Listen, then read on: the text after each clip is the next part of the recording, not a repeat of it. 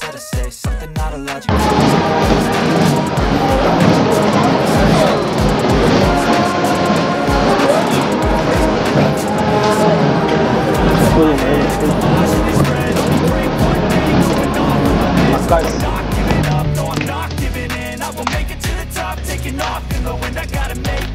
I'm saving every day to taste it. I'm patient, but my mind, it can hardly take it. I'm chasing a dream that I've had for several ages. A vacant modern kingdom for the taking. Now that I've been put through hell, I never got anyone's help. I had to do it all myself. I don't ever slow up, no I don't take shit. I got no love for the fakeness. If you wanna play tough and wanna hate this, I'll always show up and make a statement. I don't ever slow up, no I don't take shit. I got no love for the fakeness. If you wanna play tough and wanna hate this, I'll always show up and make a statement. Il y a Église Kimbangiste. Quand il y a Église Kimbangiste, pour l'année de Lelo, puisque Lelo est allé 89e anniversaire na bango. Et puis la présentation à émission na Bino, les alliés na Bino, Esther Sandra Lobia, à la prise de vue Pascal Kaloji. Botika la connecté na découverte 243 pour n'envoyer bien beau cannabiso. Restez connectés, on est ensemble avec l'histoire de l'église Kimbangiste. Aujourd'hui, 89 ans et c'est une grande fête. Pascal Nabilili au Tikala Simate, cela biso bilili total à tout le monde à tout yeba et tout comprendre. Merci.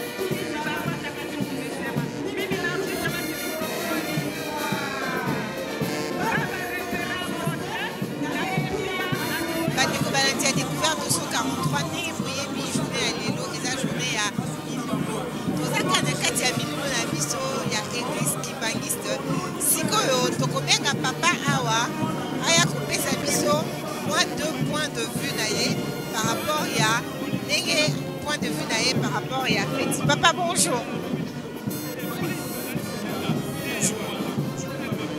Papa kombo nani? Pamba qui Grévi, namoni olati kitoko makasi, c'est l'occasion. C'est l'occasion de la fête le 6 avril. Donc ils ont fait beaucoup de nene. Ils ont journée pour passer ma kimba kwa manaki kusala naye. Ya mwende omoni. Ils ont journée mon nene penza. Asala pe miracle belé. Donc ils appellent hasard pété. Donc ya mwende omoni ti lelo ba konzi. Ya mboka. Ba yé parce que à partir à l'élo bazo yé bande valeur et pas seulement kimba.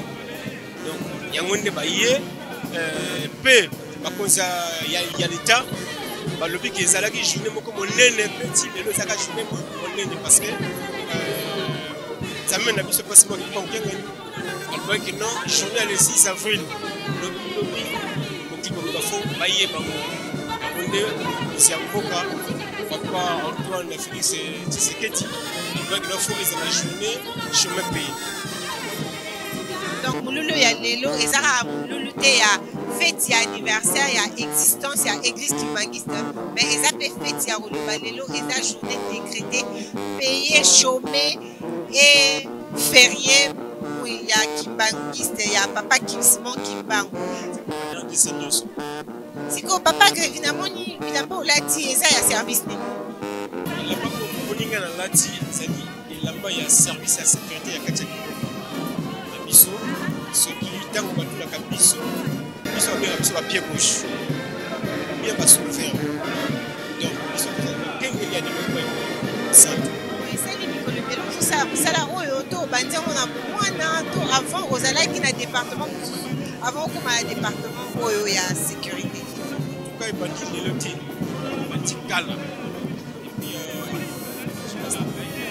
ya basage osalaka mosala oyo eti na ye kozwa bateme parce que tenda biso oyo ntango ozolataka yango ozala bateme oyo ezali esengo na ye ya lelo puisque eza journée férié ya kimbangiste 103 ans il y a existence il y a église kimbangiste ça c'est fête et on est ensemble on est en train de fêter bambote ezali bambote ezali yango parce que bamisusu c'est vrai baye te elobi no bakoya topesi mbote quand même na bangomba mosusu mpe parce que même awa bazali moni topesi bango mbote bango mpe baye mpe te na bandeko mosusu mpe baza na mboka mosusu mpe topesi bango mbote bajournaliste eza te me aza na kati ya sengo mepesalaka te.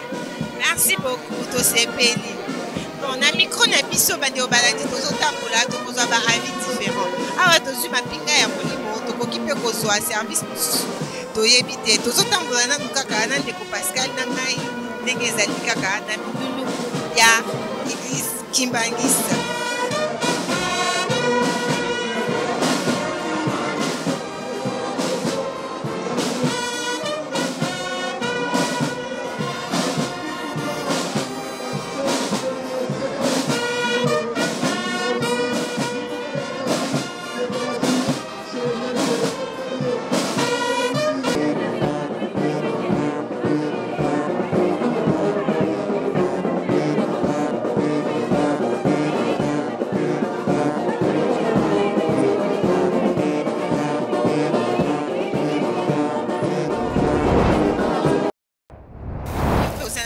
À gouverneur?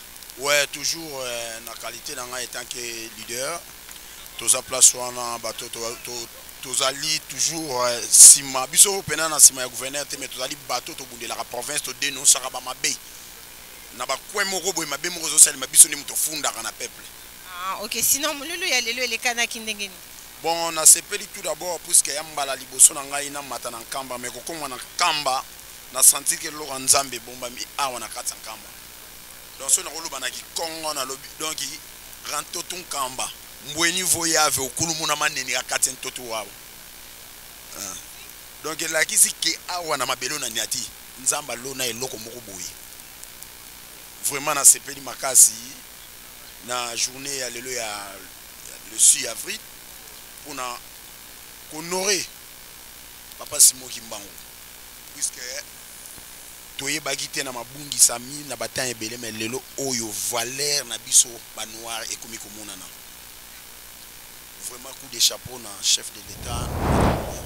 Ndeko Balandi a découvert 243 boyebi ke toza na milulu na biso oyo ya fête ya bakimbangiste 103 ans ça s'est fait et c'est une grande fête pour lelo et komi pe mukolo ya férié tozozwa ba avis de gauche à droite là wa toza na yaya awa bonjour. Bonjour. Lingala to français. Français. Alors comment tu t'appelles?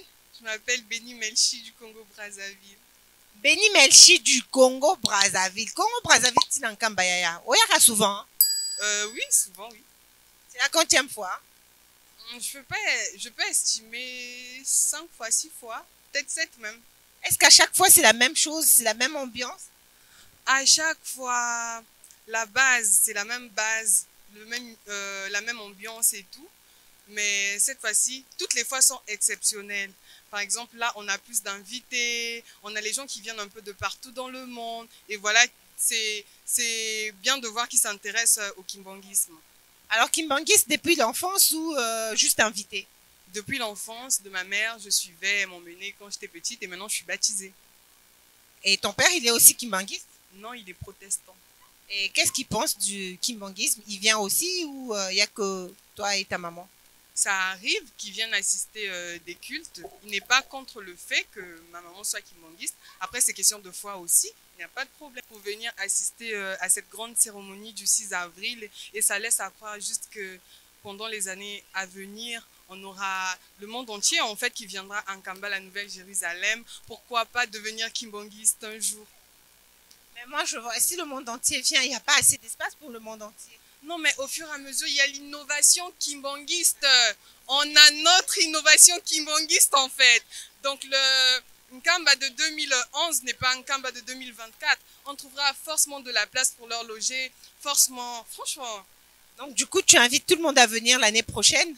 J'invite tout le monde à venir l'année prochaine. On est fort dans les Ntsinsani. On va construire des maisons. On va se battre. Ils vont venir. Ils seront à l'aise. On va faire la fête ensemble. L'année prochaine, c'est 104 ans. Ça se fête, évidemment.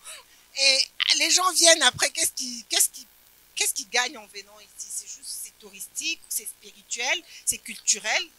D'abord, c'est pas touristique, c'est un lieu, j'ai même pas besoin de dire, mais toi-même quand tu y es, tu sens l'environnement. C'est pas l'environnement de la ville chez nous, c'est autre chose. Il n'y a même pas de mots pour expliquer le degré de ça, mais c'est quelque chose. C'est une autre étape, je veux dire. Il y a qu'à visiter, c'est pas puisque tu visites que tu deviens kimbanguiste forcément. Il y a qu'à otambola, otala, orosepela pour eza fête mululu moko. Il y a un petit mot pour la fin. 103 ans, ça se fête. Des salutations. Ben, je salue mes parents, je salue ma famille, en particulier ceux qui sont kimbanguistes, la famille Moa. Je salue la chorale de GTK. Et voilà. Je salue toutes les personnes qui vont me voir passer à la télé. Ben en français, hein? Ok, bon, si moi en français, on continue. Patrice Emery Lumumba a dû mener par la suite pour réclamer qu'il y ait des salaires conséquents qui permettent à chacun de vivre correctement. C'est le même combat que moi je mène dans le cadre du plan Marshall de Nouvelle-Tchad pour la reconstruction et le développement de la RDC, qui prône qu'on puisse améliorer la vie de tout le monde. C'est le même combat que le chef de l'État actuel mène en disant le peuple d'abord, en essayant donc d'améliorer les conditions de vie de tout le monde, le pouvoir d'achat de tout le monde. Par conséquent, il était tout à fait normal qu'on puisse reconnaître le combat de cet homme-là en déclarant la journée du 6 avril férié et chômé. Et je voudrais saluer la décision du chef de l'État et de son gouvernement pour arriver donc à honorer Simon Kimbangu de cette façon-là.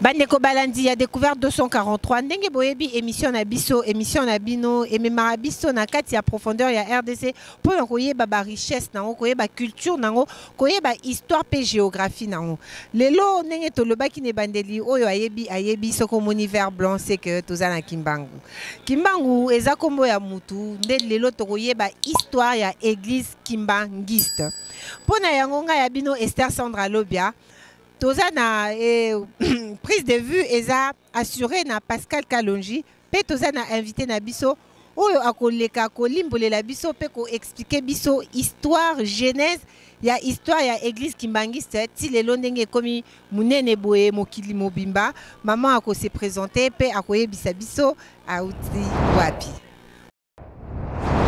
na église kimbangiste Nazali ko évoluer na association de femmes kimbangistes et pas yoapi nazali na fonction ya éducatrice générale na minute oyo je réside au Canada donc tozo solana yo na uti na délégation ya Canada nde na yaki parce que loko les ali manifestation ya Lingomba mokili mobimbe sangana katomataka na nkamba eluselemi et pas nzambe molimo santo azali nde ngape na tikala ki simate na mataki awa pour na koya kokumisa tata nzambe elongo na bandeko nyonso elongo pe na yo moko mama Sandra ndenge oyeko tala biso mokolo lelo. Merci beaucoup maman Tina Ntumba. Est-ce que maman Tina tokoki kokota mbala na vif ya sujet pour que ezwa temps ebelete podium et bandi. Est-ce que maman Tina koki kolimbolela biso histoire ndenge ebanda po na que église kimbangiste ait existé à partir ya papa Simon Kimbangu o bazobenga papa oyo alataka liputa. Si tokoma lelo na papa Simon Kimbangu Kiangani oyo azali oyo bobengi père spirituel awa. Merci maman Sandra Lingomba na biso et bandi le 6 avril 1921. Et bandi na nani et bandi na papa Simon Kimbangu oyo bengi ya liputa. Ye moko kaka nde papa Simon Kimbangu Kiangani. Na banzi na ko évoluer nde to yeba pona nini biso to lobi yende papa Simon Kimbangu Kiangani. Alors tango ngoge kokaki azwaki appel en Nkolo Yesu. Tango azi appel en Nkolo Yesu esengaki abanda musala ngo nini? Musala ezalaki ya biso batu mwindu tokoma batu parce que soko zongi na banoko ndenge tozalaka kala tozalaka batu te. Tozalaka traité lokola biloko lokola ba machine à production lokola ba nyama papa Simon Kimbangu na boyoka nini ya ye na Nkolo Yesu ngonga tango ekokaki azwaki appel nde abandaki musala na le 6 avril 1921 parce que ezalaki ngonga oyo ifalaki abanda musala ngo abandaki eza nini le 6 avril 1921 lelo biso tozali koloba ezali création ya église kimbangiste parce que nde mukolo ya liboso ya miracle oyo papa Simon Kimbangu abandaki tango azwi appel lokola yebi na bonzambe na ye ke biso batu mwindu tozali batu ya mutu pasi biso batu mwindu tokokaki kokoka koyoka te en tout cas amonaki ke ekozala pasi pona kobongola biso mais mama Sandra ndenge kaka tolobaka na nature derrière un grand homme il y a une grande dame. Maman Molongali na ye na kombo ya maman Mwilu Kiawanga Nzita ni Marie. À chaque fois papa Simon Kimbangu azalaki ko solola na Nkolo Yesu, maman Mwilu azalaki ko landa. Alors le 5 avril nde maman Mwilu atunaki papa Simon Kimbangu na yo kaka ko sololaka. Loma nanga sololaka na nani. Cette fois là papa Simon Kimbangu alobi na maman Mwilu Nkolo Yesu azali ko pesa nga musala. Maman Mwilu alobi na ye musala ni na lobi na ngai na teya.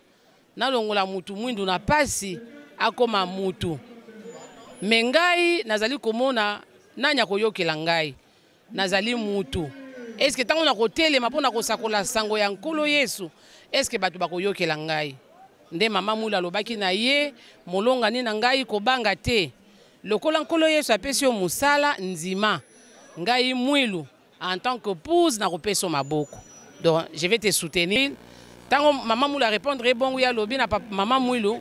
Si tel est le cas, le colon dit que Pesanga Maboko, lobby le 6 avril, là nous sommes en 1921, la Mukana Tongo, Betangonga, parce que lobby Makamuna Sala et Kokamusa Mokil.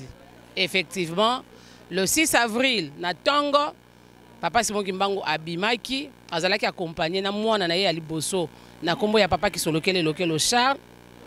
na ba course azalaki nango nde abimaki akendeki na Ngombe Kintsuka na ba course azalaki nango parce que na recommandation ko les apesa qui il fallait akende ko bikisa mama moko na kombo ya mama Kantondo o azalaki ko bela maladie ya mutu 2 années azalaki ko bikate.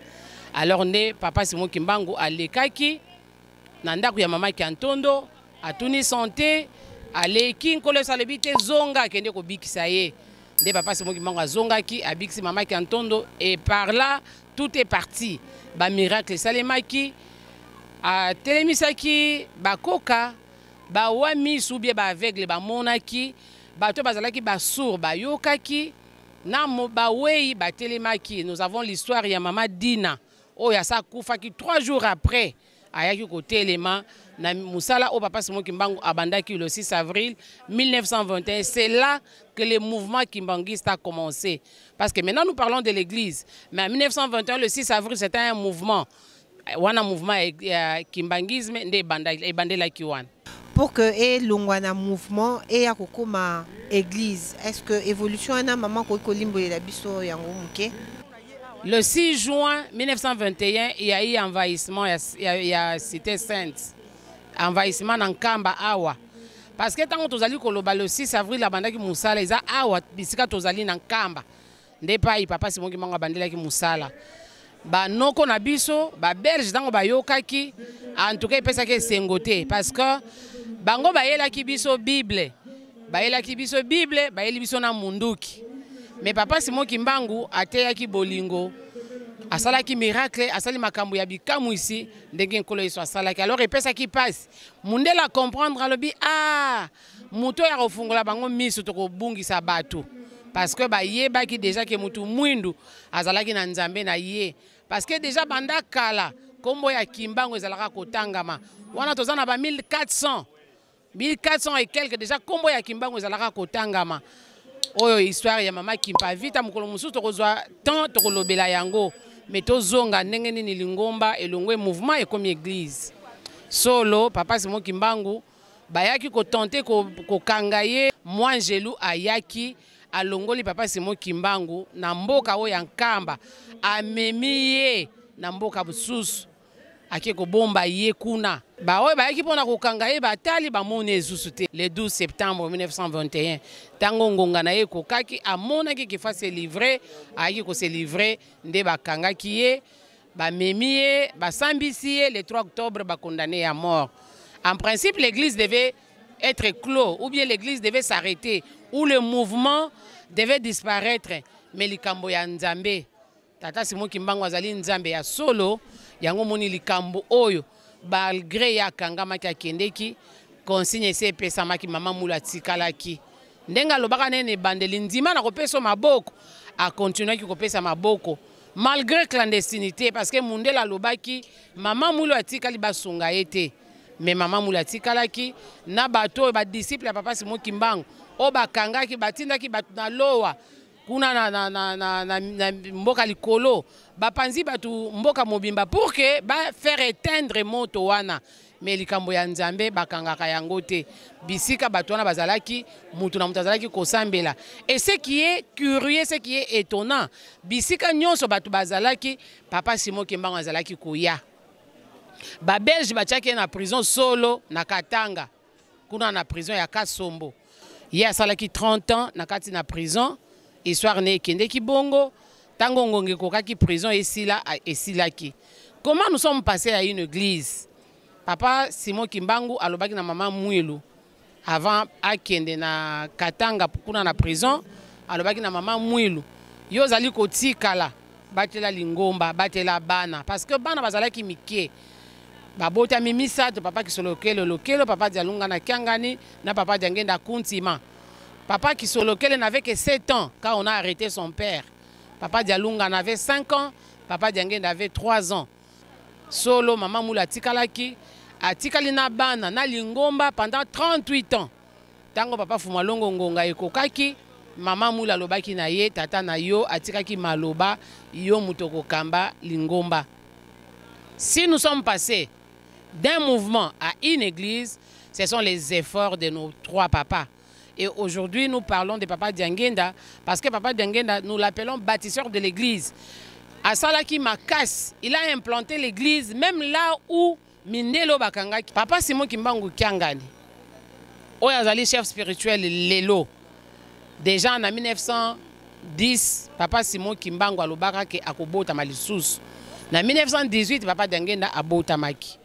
Papa Simon Kimbangu Kiangani kobota manaye, ezalaki annoncé déjà. Ce qui Lelo landaki na temple, ba meki ko expliquer biso ndenge nini.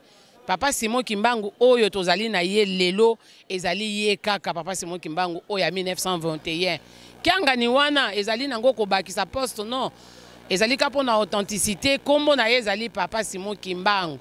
Parce que le même jour où son grand-père est décédé, c'est le même jour que lui est né à la même heure. Histoire ya mai wana ya miracle nango na ba mystère nango euta wapi. Qu'est-ce qui est arrivé? Bisika tozali awa. Nde bisika Papa Simon Kimbangu azalaki kosalela musala. Soki asalisi mutu, asilisi kosalisa ye alobi na ye kende na mai kende kosukola. Nde mai wana ozoyoka mai ya nkamba. Alors mai wana biso tosukolaka.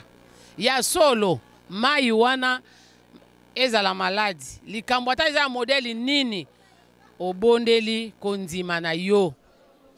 Kondima na yo muteko bikisa. Okei na mai wana osukoli batu babika nango, batu bamona ba miracle nango, esalisa biso ba mususu oyo tozali nesika mususu kimelaka te ata pasi yango modèle nini elekeli ngai soki na komi na kamba na bondeli na silisi na kiti na mai na bondeli na lobi na Papa Simon Kimbangu ba pasi na ngai na yaki nango masumu na ngai na yaki nango ndenge nazali kokota na mai ezali pona sukwama parce que l'eau lave. Ce qui te kena na normal bona bon mutu mai tina nango na nzoto eza nini eza po komisa mutu comme propre de mai wana Papa Simon Kimbangu ti asalisaka nango na 1921 mai wana échangea te c'est cette eau là qui existe jusqu'aujourd'hui. Le reste de saint est saint.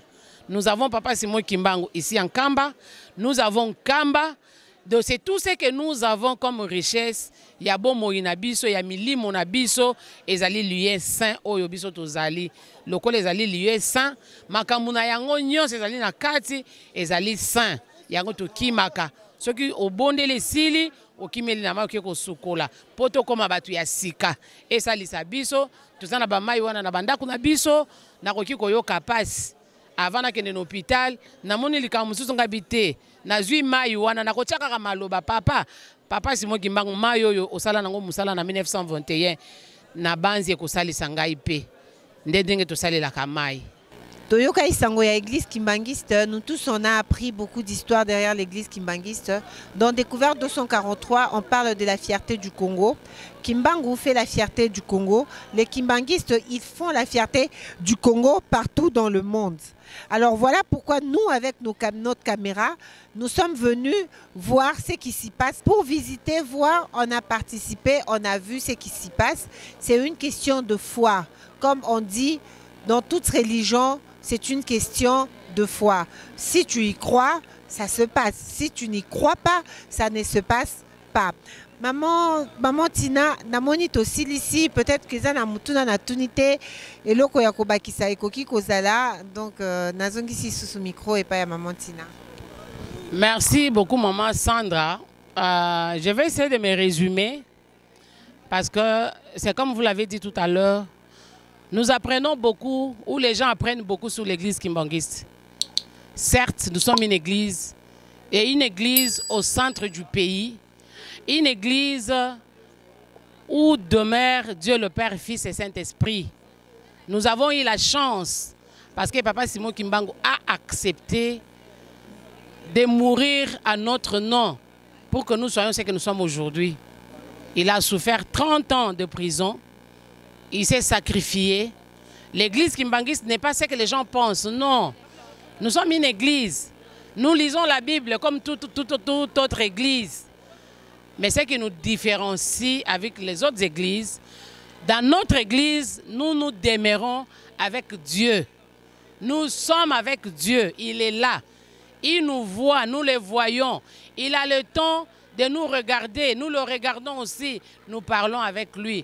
Et ce Dieu-là s'appelle Papa Simon Kimbangu. Venez, comme maman Sandra l'a fait, vous serez accueillis, la porte est grandement ouverte.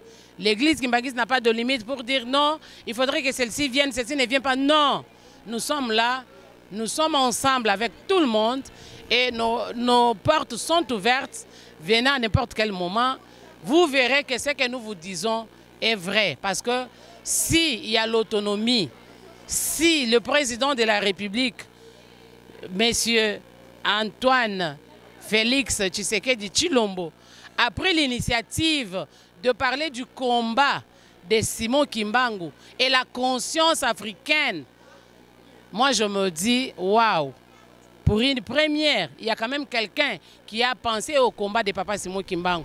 Aujourd'hui, pour le moment, le 6 avril est devenu chômé, férié, chômé et payé.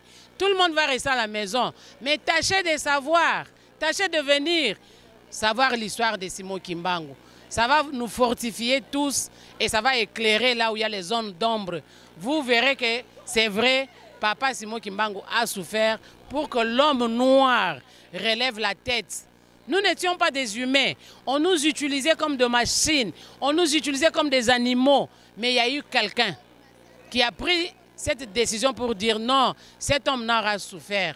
Il a souffert il y a longtemps, l'heure a sonné, il faudra qu'il relève la tête. Donc voilà, Maman Sandra, nous Kimbangis, nous vous accueillons encore une fois. Nous sommes là et nous demeurerons Kimbangis. Nous disons seulement merci au président de la République qui a pensé à Papa Simon Kimbangu. Lokola Nzamba zakana nyongo ya mutute, Papa Félix Tshisekedi Tshilombo, lala na yo pongi. Parce que esika yo tche maboko nzambe nde nzambe muta ko protéger yo azala na yo lobi kuna makambo minene salema na mboka na biso Congo. Merci beaucoup Bandeko Balandi. Boyoki histoire ya Église Kimbangis ndenge ebandaki tina ndenge ekomi awa lelo nga na passé 2 jours awa na moni ndenge bilulu ezosalama na moni ndenge baza investi na moni ndenge bazo respecter mibeko na moni ndenge bazo tambola na kati ya respect ya makambo ya chose sainte na bango. En tout cas eza exemple moko ya munene soki oyebi histoire ya mutute ko dénigrer yete kende na source Luka histoire au comprendre. Yango ngai na memeli bino lelo histoire ya église Kimbangiste na ba réalité nango na ba ondi o ezalaki po eleka na ko s'effacer, il fallait que histoire euta na source. Po na bongo ngai ya bino Esther Sandra Lobia to tikali na nyongo moko o ya kokende kotala mai ya Nkamba o biso nyonso to bengi mai ya Nkamba mais eza rivière Sima pe to kotala pe musée oh to kokaki kotala lelo te to kotala yango. Merci beaucoup maman Tina po na ngai awa na maman Tina wana na moni to kotisa kaka ba image. Merci beaucoup maman Tina bato ya kopesa mbote bazali famille ba camarades mbote ya liboso ekena no pa na yo. Félicitations pour na initiative l'émission 243 découverte l'émission découverte 243. OK. En tout cas, merci Maman Sandra pour l'initiative. Nzambe oyo biso to sambelaka na kombo ya Papa Simon Kimbangu abakselo mayele parce que ozui courage ya kozwa initiative oya komona biso oyeba esika bato mususu babangaka oye kokoma na banzi omoni majite omoni nzambe oyo biso to sambelaka azali nzambe ya bomoi azali na ye tokozanga kopesa mbote te ndenge topesi yo mbote ndenge tokopesa pe bato mususu mbote ya liboso kokende pa ya ye moko nzambe oyo akela likolo na se oyo asimbi bomoi na ngai ya yo ya bato nyonso na mokili Papa Simon Kimbangu kiangani mbote ke ye pa na ye na ba conseiller direct topesi mbote na balongani ya ba conseiller direct na molongani ya ye moko yawe Mama Sidonie topesi mbote Mama Nana Mama Anto Mama Francine topesi mbote na bandimi nyonso tokokoka kotanga bato nyonso te boko limbisa mbote kokende spécialement na libota oyo bazali na Canada na pesi mbote na bana Mama Divine Mama Glosey Papa Dimitri Papa Jordan Papa Nathan Papa Landry na ye moko tata na bango onga na bengaka Oxygène. Chérie, je te salue là où tu es. Mon pasteur privé Nzamba batela yo libota ya pasteur Yuyu Nzamba batela bino. Nous sommes ensemble. Merci beaucoup maman.